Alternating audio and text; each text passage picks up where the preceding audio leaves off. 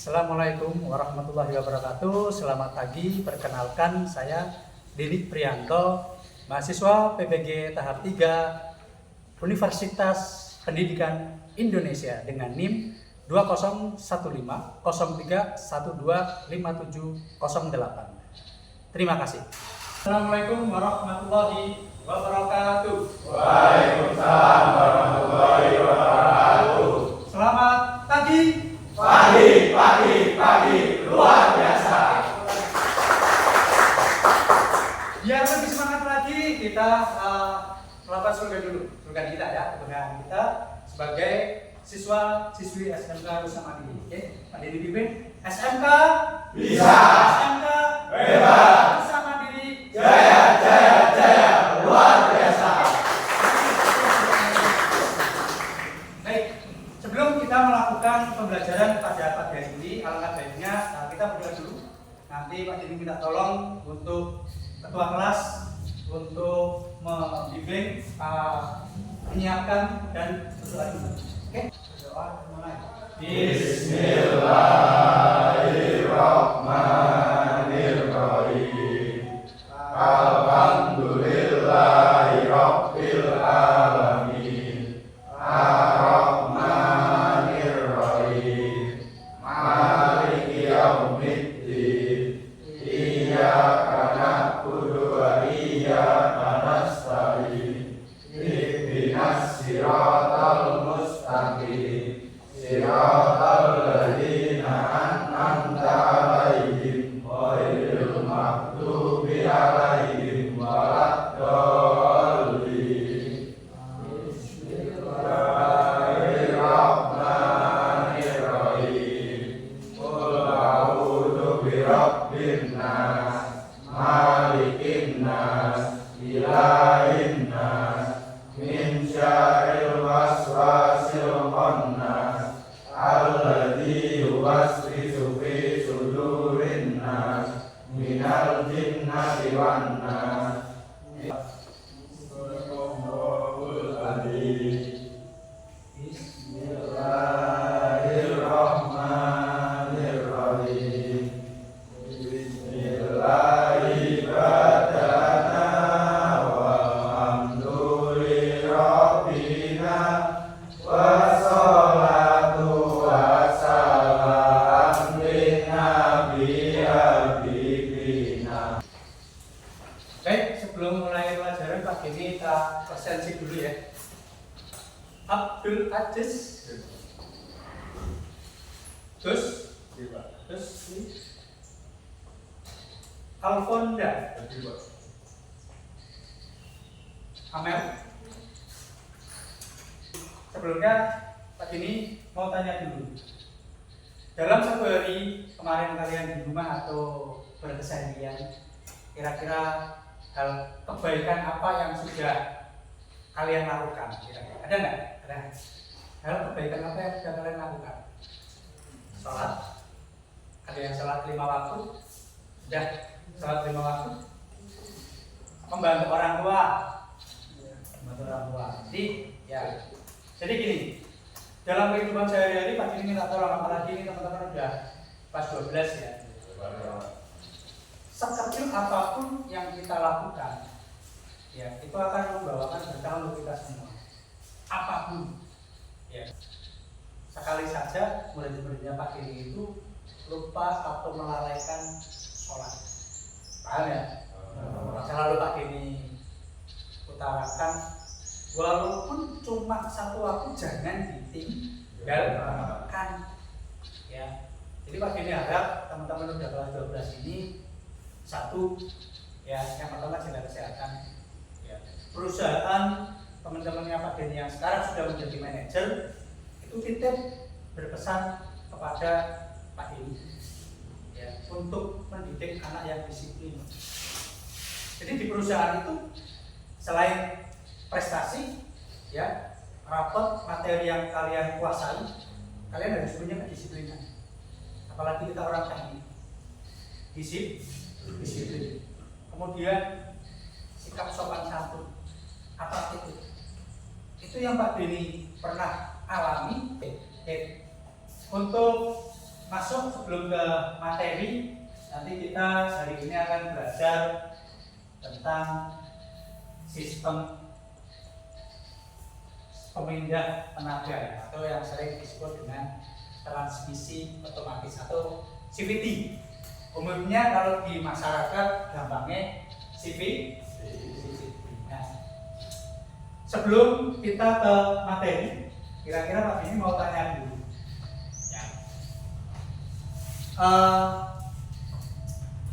Yang bisa nanti silakan tunjuk tangan. Kalau Pak Denny mau membongkar CVT. Nah, peralatan apa saja yang kira-kira teman-teman lakukan nih untuk membongkar CVT? Ada yang tahu? Ada yang tahu? Coba. Apa kira-kira? T8. Ya. Sok. Mata sok 19, oke. 22. Ya, tracker boleh depan. Tracker boleh belakang. Oke. Beri tepuk tangan untuk Mbak Amel. Jadi salah satu alat yang digunakan untuk membongkar sistem CVT, terutama pada sepeda motor, salah satunya di situ kalau pada Honda biasanya kita menggunakan T8. Ya, kemudian ada mata shock untuk yang depan itu 22 sama yang belakang 19. Kemudian ada juga SST tracker depan, kulit depan ya sama belakang. Kemudian untuk melepas juga menggunakan start shock.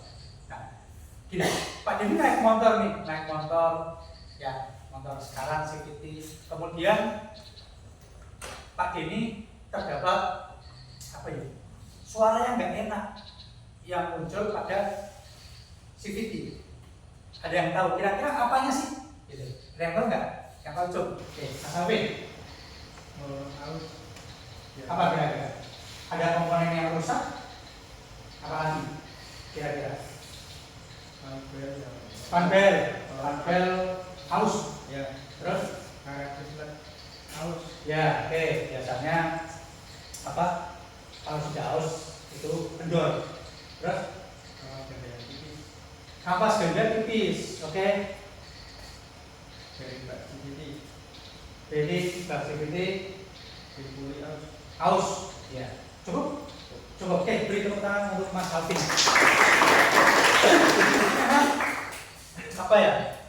Motor sekarang dengan inovasi yang semakin cepat, apalagi sekarang sistematik itu sudah berkembang, otomatis komponen-komponen itu akan cepat haus, apalagi beban berat, kemudian kita mengendarai dengan kecepatan yang tinggi dan yang lain sebagainya. Salah satunya tadi roller, kemudian fibel.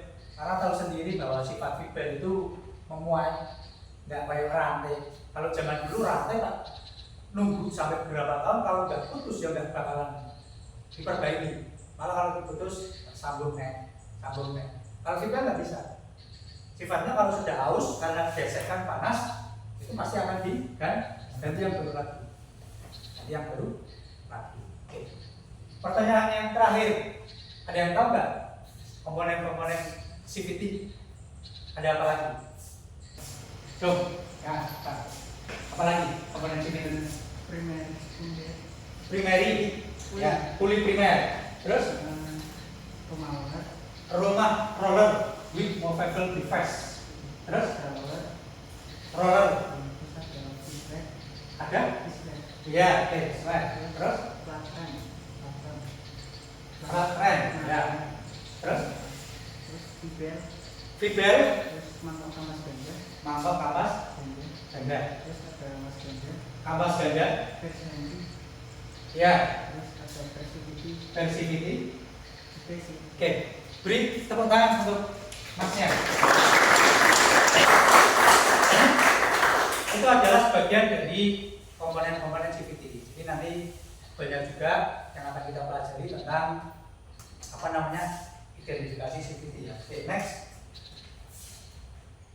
Oke, kita lihat, kita belajar bareng selain Di sini ada tujuan pembelajaran kita.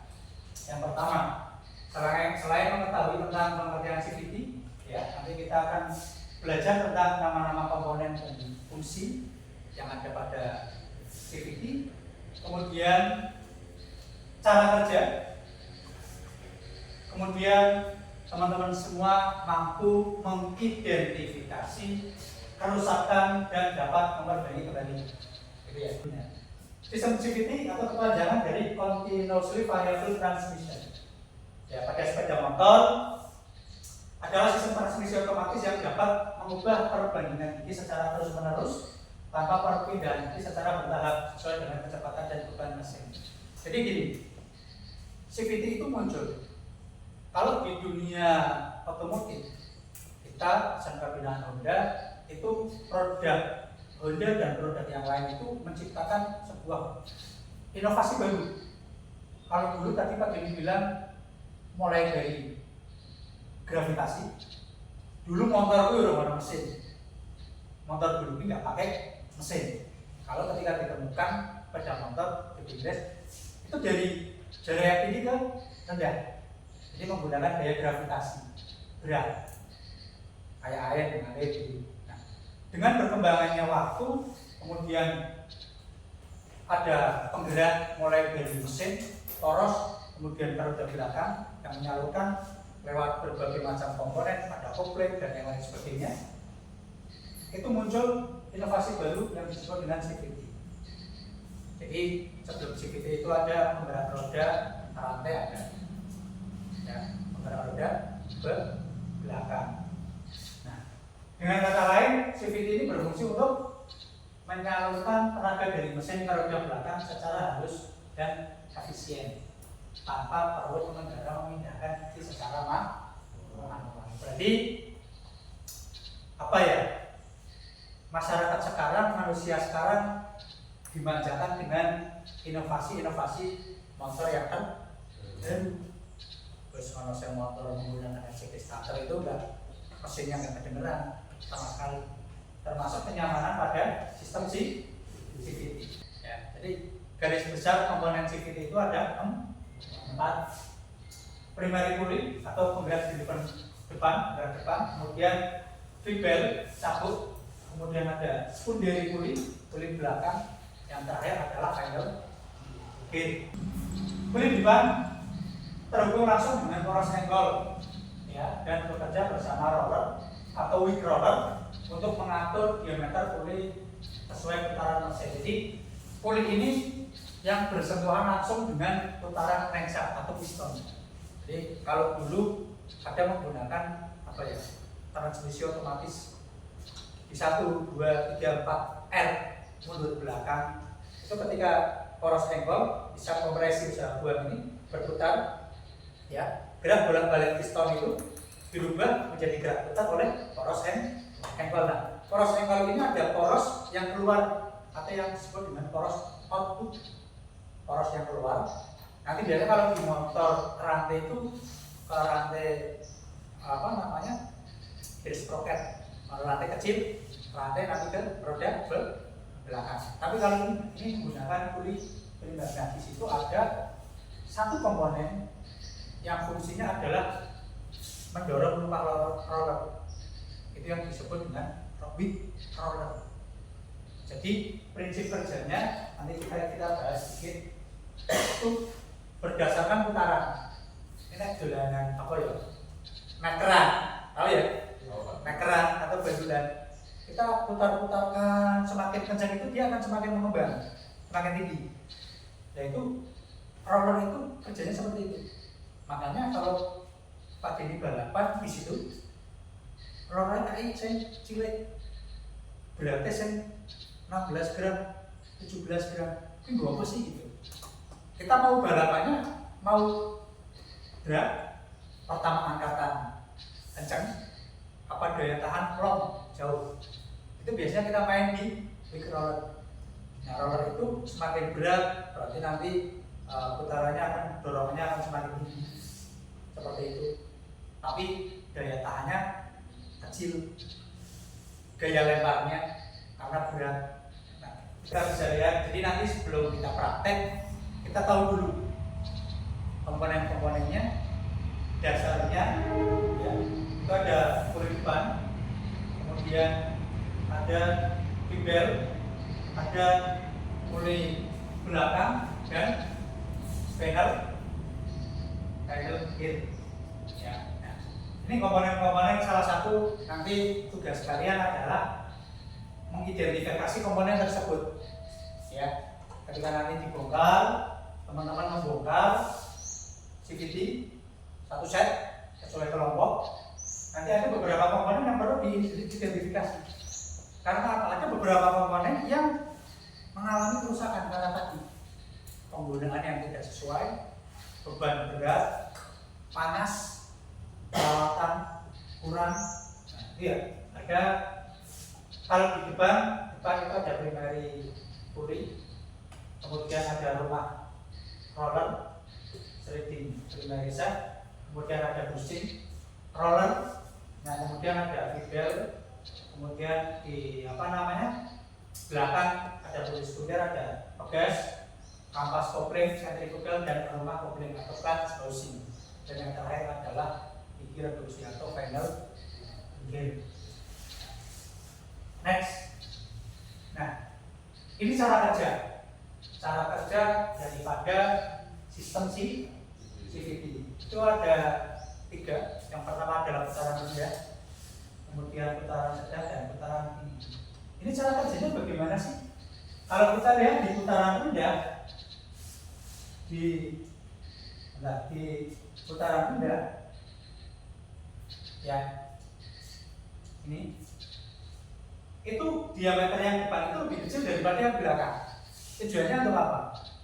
Ada yang tahu nggak kira-kira? Jadi gini, kamu dulu di rumah, kalau sekarang menggunakan sanik semua, di rumah menangi ini lah, apa sih timbuk kerean gitu kan? Kerean itu walaupun embernya besar berat membawa air, itu tetap enteng. Semakin kecil poros yang di atas, kita ngalihnya semakin enteng. Nah, ini sama dengan ini. Kalau CVT kayak gitu, makanya saya nompai Pak Demi Gendut, wow, CVT, wah, karena apa? Ya, kok ini diameter semakin kecil, diameter ini momennya akan semakin besar. Kita lihat dulu gimana cara kerja daripada transmission disingkat CVT adalah transmisi yang mampu merubah transferity efektif secara halus atau tanpa tidak, sehingga sering disebut transmisi tanpa izin. Disebut continuous karena perbedaan hasil transmisi antara input dan output terjadi secara langsung dan terus-menerus menyesuaikan dengan putaran mesin dan beban kendaraan. Pada transmisi itu, putaran dari kertas terhubung langsung dengan crank shift atau pulley penggerak depan yang terhubung dengan pulley belakang atau secondary shift melalui saling CVT. Dasar gear CVT adalah merubah diameter pulley depan dengan pulley belakang secara bersamaan dan terus-menerus. Saat mesin berputar dalam keadaan stasioner atau tidak digas, putaran tidak langsung diteruskan ke roda belakang karena ada kopling sentrifugal yang hanya meneruskan putaran ke gearbox roda belakang ketika mesin berputar lebih besar dari putaran stasioner. Jika ada yang ingin tahu cara kerja kopling sentrifugal, silakan cek videonya di deskripsi. Ketika roda belakang membutuhkan torsi besar, misalnya pada saat start atau melewati tanjakan, video ini jadi ada bermanfaat apa? belakang. Secara otomatis ya. Jadi apa? Dorongan roller itu yang merubah besar kecilnya fibel baut depan maupun ke belakang. Oke, yang terakhir sebelum nanti kita praktek, di sini ada kelebihan dan kekurangan sistem CVT. Kelebihannya diantaranya adalah akselerasi halus dan tanpa hentakan. Ini yang jadi kadang apa ya, masyarakat itu nyaman dengan CVT. Ya, akselerasinya halus, lebih mudah dioperasikan tanpa gigi, lebih mudah dioperasikan, kemudian konsumsi bahan bakar lebih efisien, karena secara otomatis bahan bakar itu akan menyesuaikan. Nek orang 3 selendek ya berarti campuran udara dan bahan bakarnya menyesuaikan sedikit. Nek digas beban berat, dia juga akan menyesuaikan banyak. Jadi lebih apa ya? Dia mengontrol dengan kondisi motor yang kita gunakan. Perawatan lebih sederhana, kenyamanan berkendara lebih baik. Kekurangannya, yang pertama adalah responsif tenaga. Respon tenaga itu kadang terasa lebih lambat. Karena itu tadi bahan yang digunakan, kemudian ada beberapa komponen yang berbeda dengan menggunakan rantai. Rantai kan langsung. Tapi kalau CVT ini kan ada beberapa tahap, melalui primer, fibel, sekunder, baru nanti final. Sebelum praktek nanti Pak Denny bagi job, nanti minta tolong kita melakukan praktek sesuai kelompok yang sudah Pak Denny bagi. Yang pertama nanti Pak Denny minta tolong nama kelompok ditulis ya, kemudian diisi sesuai instruksi ya. Pastikan keselamatan kerja nomor 1, paham ya? Keselamatan kerja nomor 1. Kemudian kerja tim, dibaca dulu perintahnya, di situ disuruh apa, kemudian nanti dilakukan sesuai dengan prosedur yang ada.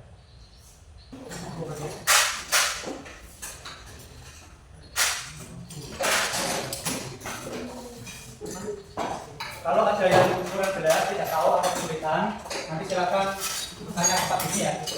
Ini tanyakan ke Pak Denny. Kalau ada baut yang keras, kalau ada baut yang pecah, jangan dipaksakan.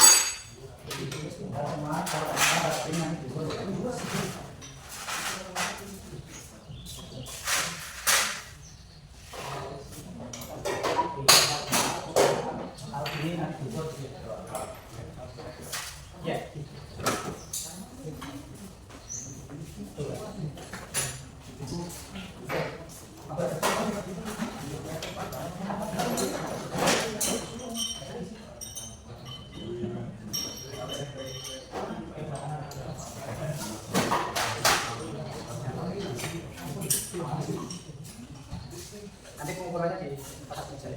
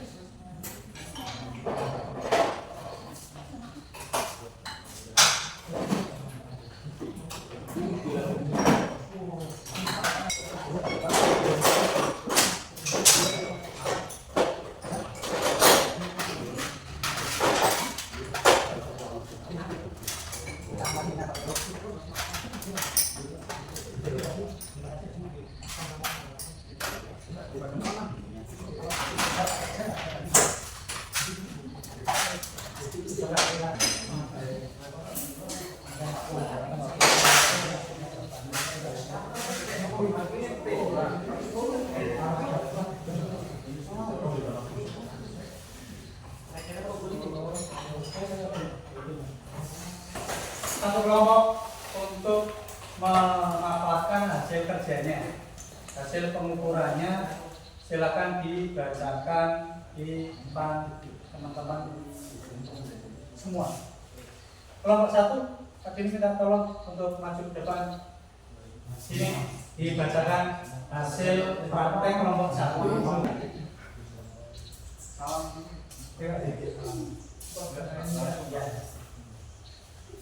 Kami dari kelompok 1 akan membacakan hasil pengukuran kami. Praktek ya. Praktek kami. Diameter dalam rumah kopling 101,86 mm. Ya. Kesimpulannya baik apa perlu diganti?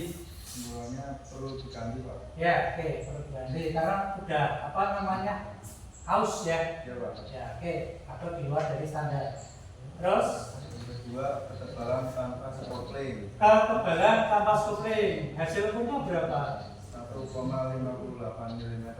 1,58 mm. Hasilnya kesimpulannya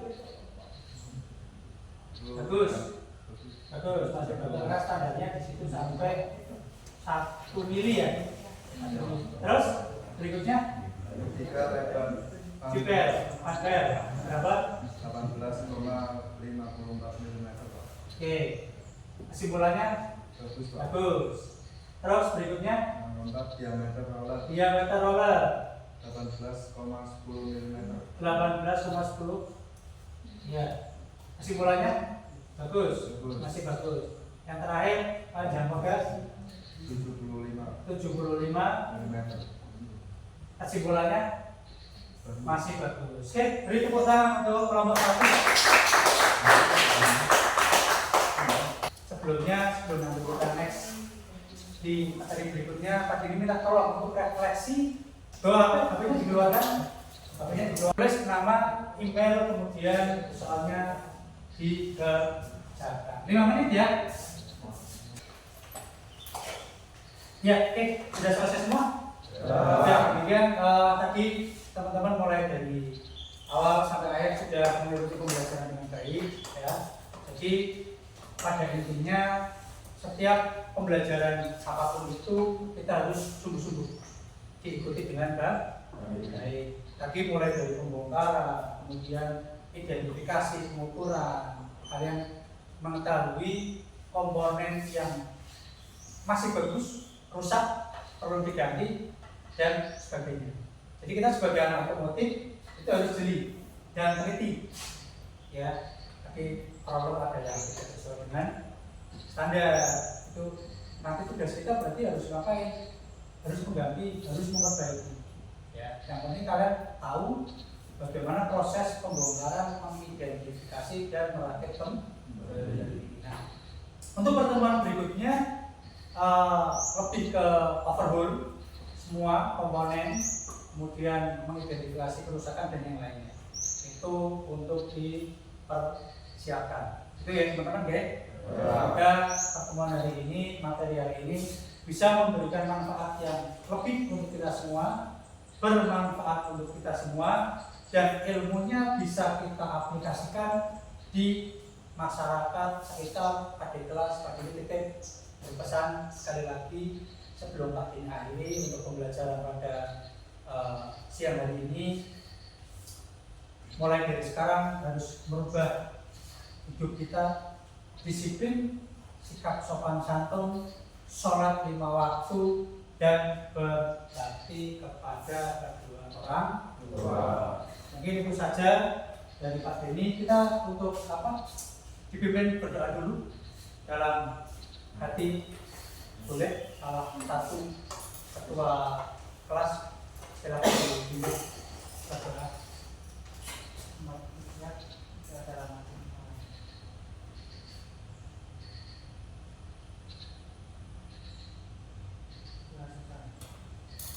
Oke, sampai ketemu di lain waktu. Terima kasih atas perhatiannya. Pak Denny akhirnya kata Assalamualaikum warahmatullahi wabarakatuh. Waalaikumsalam warahmatullahi wabarakatuh. SMK Bisa. SMK Beda.